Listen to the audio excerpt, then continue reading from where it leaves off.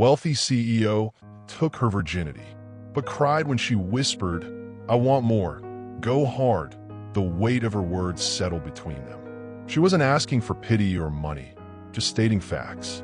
But Chase heard the exhaustion underneath, the responsibility that sat on shoulders too young to carry it alone. Have you ever felt an instant connection with someone completely wrong for you? Hi viewers, kindly tell us where you're watching from and what time it is. Warm welcome to the family. Enjoy the story. The pregnancy test lay on the hotel bathroom counter between them. Two lines that would destroy everything they thought they knew about love, lies, and second chances. Chase Whitmore had searched 3 states for 6 months to find her, only to discover Zariah wasn't just hiding from him. She was carrying a secret that could belong to someone else. But the man standing behind her wasn't who Chase expected, and the words that came next would shatter his world. "She never told you about me, did she?" What happens when a billionaire falls for an innocent waitress, only to lose her to his own fears? Have you ever let someone slip away because you were too scared to be vulnerable? Have you watched someone you cared about disappear without explanation? This is the story of 2 people from different worlds whose one night of passion became a cross-country obsession that nearly destroyed them both. By the end, you'll question everything you think you know about love, power, and the price of running from the truth. Now let me take you back to where it all began. He ordered black coffee at 11 p.m. on a Tuesday, the universal signal of a man running from something he couldn't outspend. Chase Whitmore sat in the corner booth of Atlanta's Midnight Diner, his $1,000 suit wrinkled from the cross-country flight that brought him here for another tech conference he didn't want to attend. Rain drummed against windows that hadn't been cleaned in months, and the coffee tasted like burnt dreams, but he kept drinking it anyway. That's when she appeared. Zariah moved between tables like she was dancing to music only she could hear. 23 years old with curves that made his chest tight and eyes that seemed to hold entire conversations before she even spoke. Her uniform was faded but clean, her smile genuine in a way that made him forget about quarterly reports and board meetings. "More coffee?" she asked, her voice soft with the kind of southern accent that made grown men write poetry. "Please." He watched her pour, noticed how her hands shook slightly. Tired hands, working hands, long shift. She glanced around the nearly empty diner before answering. "Double shift. My brother's got a school project due tomorrow, and the supplies cost more than I budgeted for." Something in her honesty hit him sideways. In his world, people lied about everything. Their feelings, their motives, their intentions. But this girl talked about school supplies like they mattered more than stock options. "How old is he?" 14. Smart as hell, but she trailed off, realizing she was talking to a stranger. "Sorry, you don't need to hear about my problems. Maybe I want to." Their eyes met across the coffee cup, and Chase felt something he hadn't experienced in years. Curiosity about someone else's life. Not their bank account or their connections, but their actual life. "I'm Chase." "Zariah." She smiled, and it was like watching the sun come up. "You're not from around here." "Phoenix. Here for business." "What kind of business?" "The boring kind." He grinned, and she laughed, a real laugh that made his stomach flip. "What about you? Besides keeping insomniacs caffeinated?" "Community college. Pre-nursing. When I'm not here, I'm either studying or taking care of my little brother." She refilled his cup again, her fingers brushing his. The contact lasted maybe 2 seconds, but it felt like lightning. "Our mom died last year. Cancer. So it's just us now." The weight of her words settled between them. She wasn't asking for pity or money, just stating facts. But Chase heard the exhaustion underneath, the responsibility that sat on shoulders too young to carry it alone. "I'm sorry." "Thank you." She glanced at the clock. Her shift ended in an hour.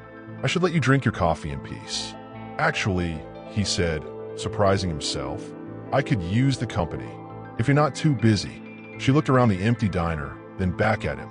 Something passed between them, recognition maybe. 2 people who understood what it meant to be alone in a crowded world. "I suppose I could take a short break." Have you ever felt an instant connection with someone completely wrong for you? Someone whose world couldn't be more different from yours? Tell me about that moment in the comments. When she slipped him her number on a napkin, her hand trembled. "I don't usually do this," she whispered. Neither did he. But as he watched her walk away, Chase realized he was about to break every rule he'd built his empire on. She answered his text at 2 a.m. 3 words that changed everything. "I'm still awake." Chase stared at his phone in the darkness of his hotel suite, Atlanta's skyline glittering through floor-to-ceiling windows. He'd sent the message on impulse, expecting silence. Instead, his phone buzzed with her response, and suddenly the city didn't look so lonely. "Can't sleep either," he typed back. "Too much on my mind." "You, same. Want to talk about it?" 3 dots appeared, disappeared, appeared again. He found himself holding his breath. "Call me." Her voice came through, soft and sleepy, like honey poured over gravel. Yourself. Where are you?" "My room." "Well, mine and my brother's room.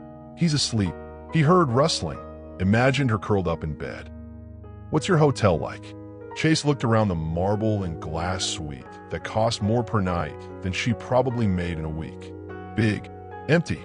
Feels like a museum. I've never stayed in a hotel. Not a fancy one. Anyway, you're not missing much. They're cold. No personality." He found himself moving to the window, looking out at the city where she lived. "Tell me about your world." And she did. For the next 2 hours, Zariah painted pictures with words. Her tiny apartment where she'd hung Christmas lights year-round because they made everything feel warmer. Her brother Marcus, who was brilliant but too proud to accept help. The community college where she studied between shifts, dreaming of helping people the way the nurses had helped her mother. "You sound different when you talk about nursing," Chase said. "Different how?" "Like you light up. Even through the phone, I can hear it." Silence.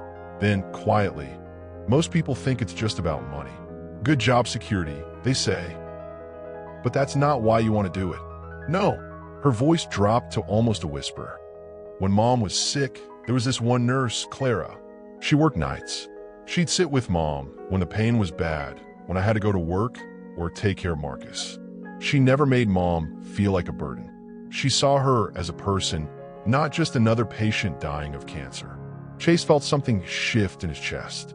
"You want to be Clara for someone else. I want to be the person who sits in the dark with scared people and makes them feel less alone." The words hung between them, intimate in a way that had nothing to do with physical touch.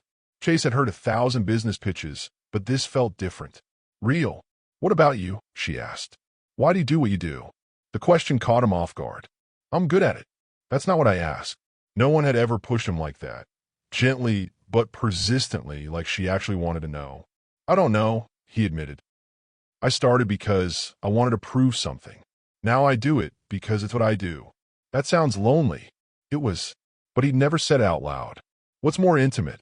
Physical touch or emotional honesty? When someone really listens to your dreams, how does it make you feel? Share your thoughts below. When she agreed to meet him for dinner, Chase felt something he hadn't experienced in years: nervous excitement. But as he ended the call, he had no idea that someone at the diner had been watching them both, taking pictures, making plans. She wore her best dress, a $40 fine from Goodwill that made her feel like $1 million until she saw where he was taking her. The restaurant's name was in French, which should have been the first warning. Zariah stood on the sidewalk outside Le Bernardin, watching men in suits and women dripping diamonds walk through glass doors that probably cost more than her rent. Second thoughts? Chase appeared beside her, looking like he belonged in places like this.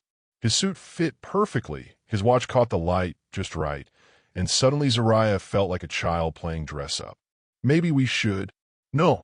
His hand found the small of her back, warm through the thin fabric of her dress. "You look beautiful. Let's go." The hostess looked Zariah up and down with a kind of smile that wasn't really a smile at all. "Right this way, Mr. Whitmore." They followed her through a dining room that felt more like a museum. Crystal everywhere, soft lighting that probably hid how much everything cost, servers who moved like they were performing surgery. "The wine list, sir," the server said, presenting a leather-bound book thicker than Zariah's nursing textbook. Chase flipped through pages while Zariah stared at the menu. $37 for soup. $42 for chicken. Her weekly grocery budget wouldn't cover an appetizer. The special sounds good, she said, not having understood a single word of the description. 2 of the duck, medium rare, and we'll start with the oysters, Chase told the server without consulting her. When they were alone, Zariah folded her hands in her lap to stop them from shaking. I don't eat duck. Oh, Chase looked genuinely surprised. I'm sorry. What would you prefer? I don't know. I can't read half the menu. The admission hung between them like a wall. Chase set down the wine list, really looking at her for the first time since they'd sat down. You're uncomfortable. I feel like I'm in someone else's life. She gestured around the room. This is beautiful, but it's not me. Something shifted in his expression. You're right. This was stupid. I wanted to impress you, but you wanted to show me your world. I wanted to show you that you deserve nice things. I know I deserve nice things, but nice doesn't have to mean expensive. Chase signaled for the check before they'd even ordered. Come on, where are we going? Somewhere that serves food you can pronounce. 20 minutes later, they sat at a picnic table beside a food truck, sharing burgers that dripped grease on paper napkins. Zariah's dress was completely wrong for the setting, but she felt right for the first time all evening. Better? Chase asked, watching her take a real bite for the first time. Much. She grinned, ketchup on her chin. This is who I am. Burgers and food trucks and trying to make $5 stretch until Friday. This is who I used to be, Chase said quietly. Before I forgot, have you ever been in a situation where you felt completely out of place? How did you handle it? Drop your story in the comments. When they escaped to a late-night food truck instead, laughing over greasy burgers, Zariah looked at him differently. You're not what I expected, she admitted. Neither are you, he replied, not knowing that back at her workplace, her manager Marcus was already planning to use their connection against her. Marcus had been waiting 2 years for Zariah to notice him, until a rich white man in a suit made her smile the way she never smiled for anyone local. The diner's morning rush buzzed around them, but Marcus only had eyes for Zariah as she floated between tables with a lightness he'd never seen before. She hummed under her breath, her usual tired edges softened into something that made his chest burn with jealousy. You seem different today, he said, cornering her by the coffee station during a lull. Marcus was assistant manager, 28, decent looking, and convinced that his steady paycheck and local roots made him the obvious choice for any smart girl. Doi, Zariah smiled, refilling the sugar dispensers. Even mundane tasks seemed to make her happy today. Yeah, glowing, like you won the lottery or something. He stepped closer, invading her space in the way he'd been doing for months. Want to tell me what's got you in such a good mood? Just a good night's sleep. She tried to move past him, but Marcus blocked her path. Come on, Z. We've known each other for 2 years. I can tell when something's different. His voice dropped to what he thought was charming. Did you finally decide to give that nice guy from your biology class a chance? What nice guy? Me, baby. I'm talking about me. The smile slipped from Zariah's face. Marcus, we've talked about this. No, you've talked. Eva listened. And what I've heard is a lot of excuses about why you won't give us a real shot. He moved closer, backing her against the wall. I'm good to you, aren't I? I make sure you get the best shifts, cover for you when your brother's sick. I take care of you. You don't take care of me. You do your job. Is that what you think? His voice hardened. You think any other manager would be as understanding, as patient? Zariah's phone buzzed with a text. Without thinking, she glanced at it, and her face lit up in a way that made Marcus's stomach twist. Who's that? Nobody. She slipped the phone back into her apron, but the damage was done. Marcus had seen her expression, soft, excited, completely unlike anything she'd ever shown him. Bullshit. Let me see. It's private. Since when do you have private texts? He grabbed for her phone, but she pulled back. Don't touch me, Marcus. Or what? You'll report me to myself. He laughed, but there was no humor in it. I know you, Zariah. You don't date. You don't even flirt. So who's got you acting like a teenager with a crush? Before she could answer, Linda called from across the diner. Order up. Table 6 is getting impatient. Zariah escaped to deliver food, but Marcus watched her all morning. The way she checked her phone during breaks. The way she bit her lip when she smiled.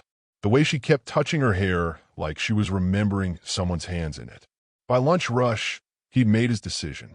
Have you ever dealt with someone who felt entitled to your attention? How did you handle workplace harassment? Support each other in the comments. When Marcus grabbed her wrist, leaving marks, Zariah realized her safe space wasn't safe anymore. But as she texted Chase that night, asking to see him sooner than planned, she didn't know Marcus was watching through the window, phone in hand, already dialing someone who would pay good money for photos. She showed up at his hotel room shaking, not from cold, but from the courage it took to ask for what she wanted. Chase opened the door to find Zariah in the hallway, her yellow sundress damp from rain, eyes bright with unshed tears, and something else, determination. I know it's late, she started, but he was already pulling her inside. What happened? Are you okay? Rain drummed against floor-to-ceiling windows as she stood in his doorway, hair damp and eyes bright with unshed tears, looking like courage wrapped in a yellow sundress. Marcus happened. My manager. He's been pushing. Tonight he crossed a line. She showed him the finger-shaped bruises on her wrist, and Chase's jaw tightened. Did he hurt you? Not the way you're thinking. But he made it clear that my job depends on his mood. And his mood depends on whether I give him what he wants. Chase felt something dark rise in his chest. We can fix this. Lawyers, HR complaints. You can't fix this with money. Zariah stepped closer, close enough that he could smell her shampoo, see the gold flecks in her brown eyes. This isn't your world, Chase. In my world, girls like me don't win fights against men like Marcus. We just survive them. Then what do you want to do? She looked up at him, and for the first time since he'd known her, she looked fragile. I want to forget. Just for tonight. I want to feel like someone actually wants me, not what they think they can take from me. The air between them shifted, charged with possibility and danger. Zariah, I know what I'm asking. Her hands found his chest, fingers spreading over his heartbeat. I haven't. Hey, he covered her hands with his. We don't have to do anything. We can just talk, watch a movie. I don't want to just talk. She rose on her toes, lips brushing his ear. I want more. I want you. Something inside Chase cracked open. Not her innocence, but his own carefully constructed emotional barriers. He'd been with women before, plenty of them, but they'd all wanted something from him. Money, connections, status. Zariah was offering herself, asking for nothing but to be wanted. Are you sure? Instead of answering, she kissed him. Soft at first, tentative, then with growing confidence as he responded. His hands found her waist, pulling her closer, and she melted against him like she'd been waiting her whole life to fit into his arms. They moved to the bed slowly, stopping to touch and explore and whisper questions that were answered with sighs and gasps. When he undressed her, it was like unwrapping something sacred, each touch asking permission, each kiss a question she answered with her body. Is this okay? He whispered against her skin, and she arched beneath him. Yes, more than okay. But when she whispered, I want more. Go hard. Something shattered inside him. Not her innocence, but his own carefully constructed emotional barriers. He'd expected to take. Instead, he found himself giving pieces of himself he'd forgotten existed. Tears surprised them both as he moved within her. Not tears of pain, but of recognition. For the first time in his adult life, Chase was making love instead of just having sex. And Zariah, who had never known the difference, understood instinctively that this was what all the songs were about. What happens when physical intimacy breaks emotional walls? When someone trusts you with their first experience. Share what that responsibility means to you. As she fell asleep in his arms, Chase felt something he'd never experienced, the weight of someone else's trust. But outside their bubble of newfound intimacy, Marcus was already uploading photos to a blog titled Rich Predators and Poor Prey, photos that would change everything. She woke up in his arms feeling like a different person, until her phone exploded with messages that turned her new world upside down. Sunlight streamed through hotel curtains, golden and warm, but her phone screen glowed with a different kind of light, harsh, exposing, cruel. Zariah stirred against Chase's chest, her body still humming from the night before. For a moment, everything was perfect. his arm around her waist, the steady rhythm of his breathing, the way the morning light made his skin look golden. Then her phone started buzzing. First one message, then 3, then 10. By the time she grabbed